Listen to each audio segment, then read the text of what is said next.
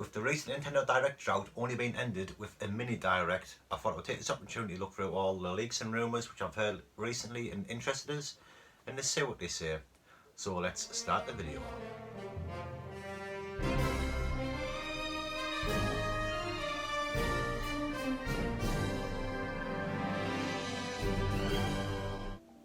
Now I thought I would talk about leaks and rumours first, what I've heard, what I found interesting, talk about them, then at the end of that I will talk about my thoughts on the game release date and what I'd like to see in the game.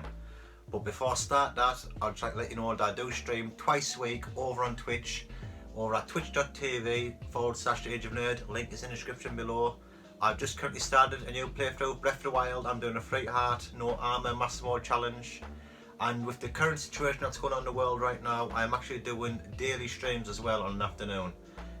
So if you're at home, you are lonely, you're bored, you're at work, and you just want a break from the mundanity of it, come and join me every day for a daily stream. And I am also doing my usual Thursday and Sunday stream.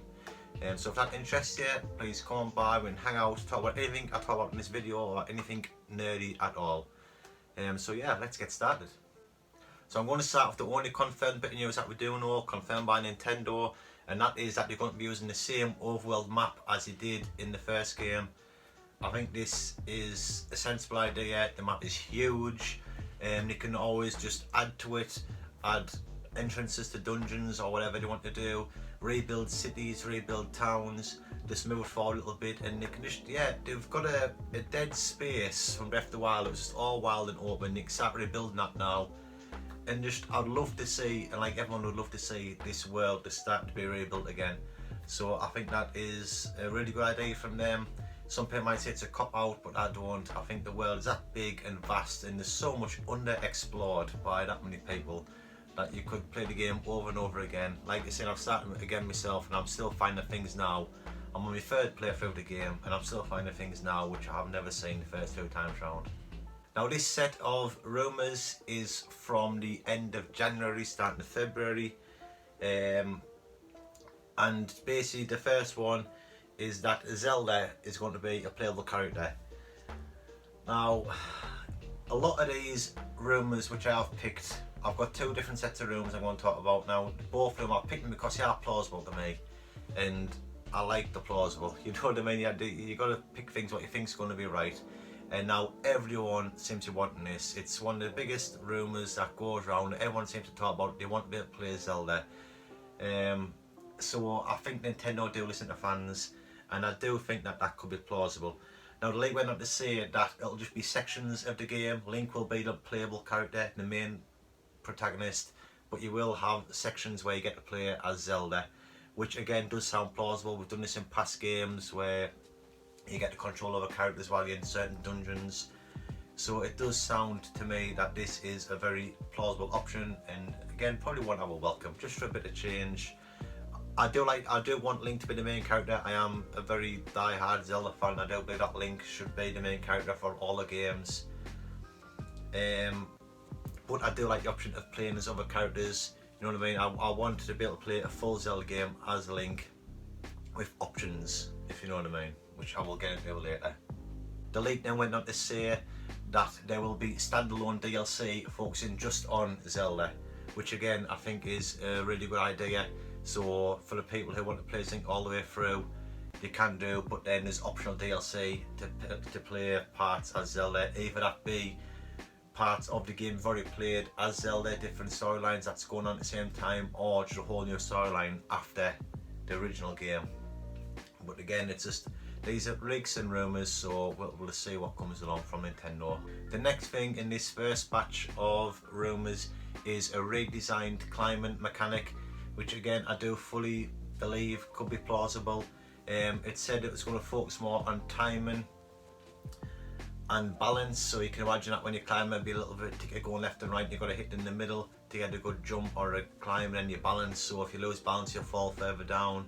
I don't quite know how to work out the both. I just hope they don't do it so you have to like balance your Joy-Cons, so you're actually doing it physically. I just want button presses. So if it's like time and jumps, you know what I mean, that could be plausible I suppose, instead of just using the stamina bar. But then again, I didn't mind the stamina bar because you're rewarded from what you were doing in the game. You choose hearts or stamina, and I liked how the more stamina you got, you could explore more parts of the game. It's just the rain that was annoying, and again I would just love to see some kind of way of combating the rain, but maybe doing this balanced climbing and timing could do that in the rain. Maybe if when it rains the bar gets smaller, you have to hit it on, you know what I mean? So maybe if it's dry you have a wide range of an angle you got to try and stop the bar on, but if it's raining it maybe closes down just to make it harder to climb in the rain. It then goes on to say that there'll be 2 cities at least with a high population that we've already seen in the previous Zelda game. Now I think this is a gimme, you know what I mean? This is, of course it's going to be true. We had Hatano Village and Kakariko Village in the original game. I'd say they were probably the highest populated areas in the game. Now if they want to start rebuilding Hyrule, you would think that they're going to come together and start rebuilding cities and towns. So I think it is very plausible that we're going to see a high dense population areas in the new game. Now in this first round of Leaks and Rumours there was 2 bits that I was a little bit unsure of, but when you break it down you could get bits of it that could work in the game. The first one was that Link could be able to summon beasts to fight alongside him. Now I'm guessing this could be taken from where you could summon Wolf Link alongside you by using amiibos. Which again I would like to see some kind of way, because I loved summoning Wolf Link, I really did, but I just don't want it to become a bit of a gimmick where you can just summon anything you want. So I don't know how they would incorporate that and who we could use. I would love it to just bring Wolf Link back, you know what I mean? So I really think that was a really good mechanic. But I just don't want it to be just so you can just summon all different kinds of animals here, there and everywhere. So I'm a little bit unsure on that one. I do kind of see where they're going. If it, see, this way it makes it sound like maybe someone just come up with ideas what they want to see. But again, it could be plausible because we have had the amiibo summoning in the first game. So again, this could be a plausible idea that you're working on for the sequel. And the last one from this round of rumours is that after the events of the trailer, which you're seeing at the end where something happened and Hyrule Castle started to lift out of the ground or something happened, they are saying that Hyrule is changed vastly, the land of Hyrule, so it's going to be the same map but just things are going to change. And they even say that parts of the world is going to be in the sky, and I just don't like the idea of that. That's being done in the sky with sword. I like the idea that because of what happened at the end of the trailer, I mean, let's say the trailer is the introduction to the game, and because of that the world of Hyrule changes, so you're still using the map but stuff has changed. Things have, maybe there's holes appeared in the ground, things have fallen, things have exploded up and stuff, and that changes the actual physical landscape, and then you have to go and explore this new physical landscape. So again, plausible, we don't know. Again, we have to take all these at face value as you read them, because after all, they are just rumours, you know what I mean? Now on to the most recent rumours, and this has just been released last week or so, and basically it starts off saying that it is going to be the return of Ganon, and I think this is very, very high on the plausible list. In fact, I'd say this is pretty much fact. If you watch a trailer, I'd say that's Ganon, you know what I mean? So we can take this bit as that's fact. But what's interesting is they're going to say that areas of Hyrule will be blocked off. They won't be open world. There'll be like a miasmic presence of Ganon, which will be blocking off huge areas of the map.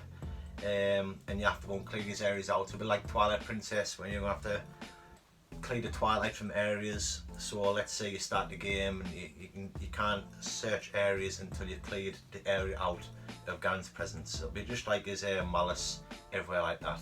So it does sound interesting. I suppose it'll just make the game more focused and linear, so you have to go from area to area, clearing it out, and yeah, probably make it explore the areas more, you know what I mean, see more of the map. It then goes on to say that dungeons will be reintroduced, which again, I think it is a very, very high plausible, to the point that again it could be fact. Nintendo, like I said earlier, listen to fans all the time. They release a game and they'll sit and hear what the reviews are, what people think or what you want, and dungeons is probably the most sought after from everyone who's played the game. They want dungeons reintroduced, so I could say, I'd say personally it's going to be a fact that dungeons are back. Yeah, so I don't know how they'll incorporate them, whether they're going to be in order or to spread throughout the world. You can go and do them whenever you like, which personally I would like to see. But yeah, I think we need to take this as fact that dungeons are going to be introduced. And finally he goes on to say that the start of the game will be more linear, which again I kind of want to see. In fact, I want to see the whole game kind of more linear out, but it kind of says, but if it goes by true what he's saying about areas that have been cleared out, it will make it very linear, so you have to go to this area first to clear that area, and so on and so on. So the recent news, it is very plausible, and I do kind of, yeah, I'll believe what was kind of said in the last set of rumours there. And that's it for the rumours and leaks. The other ones I found the most interesting and plausible. Now there is a lot out there, but for me personally, I think that everything I've mentioned, if we kind of add them all together and have a good mix of it all, then it should make for a very good sequel. And what do I think? What do I think would make a good sequel? Well, for a start, I think it would be interesting if when you start the game, you had an option to play as Zelda or Link. You could choose either one, and as the game goes forward, the paths overlap and intertwine, so there'll be certain dungeons that you do together, there'll be certain sections in the game where they meet up and talk and interact. But you control one character and you play the whole game through, and you could control your one at different points. But then if you played the game again, the other character, you got the same story but in different locations, so maybe you do a certain amount of dungeons for one character, certain amount of dungeons for the other. Then that way you could say play as Link or Zelda, and it also gives the option that if you wanted to go a full ending, you could play through the game twice but from different viewpoints. And I think it should be a really interesting move. It would keep fans happy, given a game where you get to play as Zelda, but also keep the die-hard fans happy where you get to play through as Link. And yeah, I think that would be a really interesting idea. Of course I want to see Ganon return. Everyone wants to see Ganon return. But I don't want the mindless Ganon. I don't want no zombie Ganon to come back. I want the strategic and clever Ganondorf. I want him back. I want him to be sinister and evil and plan and try and just get an idea going and try and take over Hyrule again. I just want no mindless beast that you just have no interaction with, like we did in the first one, and it's one big fight at the end. I think what's best about Zelda games, especially like the Wind Waker and towards the end of Twilight Princess, where you see him, who he is, even Ocarina of Time, he's a warlord, he's, yeah, you know what I mean, that's what we want Ganondorf, not Ganon. Like I said earlier in the video, dungeons are definitely coming back, most definitely. Like I say, Nintendo listens to its fans, and that's what we want, and I most definitely want dungeons back as well. I do think it would work, like saying with what we heard earlier, where areas of Hyrule will be blocked off. Maybe you have to go to different sections of the map, and when you got there was a dungeon, and clean that dungeon out, clear that area, and once you cleared the dungeon, that area was then available for the rest of the game. So you just cleared areas of the map as you went round, and instead of getting a tower and unlocking an area of the map, you go there, it's all covered, you don't know where you're going, so you have to explore the map because there's no way of looking on a mini-map. And once you've found the dungeon and cleared it out, then it becomes visible on your map. So I think it could work like that. But yeah, dungeons are coming back. We want them back. We want the classic dungeons. We really do. And like stated in the most recent room I mentioned, where they said at the beginning of the game it's going to be more linear. Yes, I want linear story back. I don't know what other people think, but I love a linear Zelda story. Well, when I say linear, I want it linear in a fashion. Now, let me explain. I want a beginning, I want a middle, I want an end. I want the start to give out a bit of a rough story. I want the end to always be the end, but I want the middle to be just a journey and go on. A little bit like Breath of the Wild was, but I want it to be mandatory. So let's say if there is 12 dungeons in the game, I want to have to finish 12 dungeons to finish the game, but I want to be able to do them in any order. So let's have the beginning of the game, very linear, let you know what's going on. You get 12 locations dotted along the map. Then you can do those locations in any order you like. You can go and do whatever you want, but you have to finish those 12 locations, and each area gives more to the story, so you build up this massive narrative, then you go for the final fight. Because what I didn't like about Breath of the Wild was everyone did the 4 Divine Beasts. I don't know who would play a game like Zelda and not do the Divine Beasts and just go to Ganon for the fight. So the story lacked because you couldn't give too much story away. You had all the story in one cutscene, just in case people didn't decide to do all the little bits. But I love the idea of just going and doing any of the 4 divine beasts in any order and finding the shrines as you did. So I want that, but I want it to be mandatory, but in any order. So yeah, linear with the illusion of free choice. Now storyline, what do I want to see? I want to see the return to classic Zelda form, just the original formula that works time and time again that we all want to play. The resurrection of Ganondorf, you know what I mean? And us as the hero have to sail him away, you know what I mean? And how do we do that? How do we do that? Well, we have to go and get 3 spiritual stones to unlock the Chamber of Sages in the Temple of Time. Then from there we have to go around Hyrule unlocking the Sages. Yeah, let's just go back to classic, you know what I mean? You can just use this so much, it'll be fantastic. Can you imagine getting 3 pendants, going to the Temple of Time on the Great Plateau, placing them, and all of a sudden just you get transported to Chamber of Sages, and then you have to go and start unlocking Sages. And once that's done, you have this massive epic battle where you just fight Ganondorf. Again, both forms, like always, you fight Ganondorf, then Ganon, then you seal them away again. Imagine that in Breath of the Wild world. I think it'd be absolutely incredible. And finally, when's it coming out? Let's talk about release date. I was an avid supporter of a 2020 release. I was. And even after our mini direct, I was certain that we're going to be released for Christmas 2020.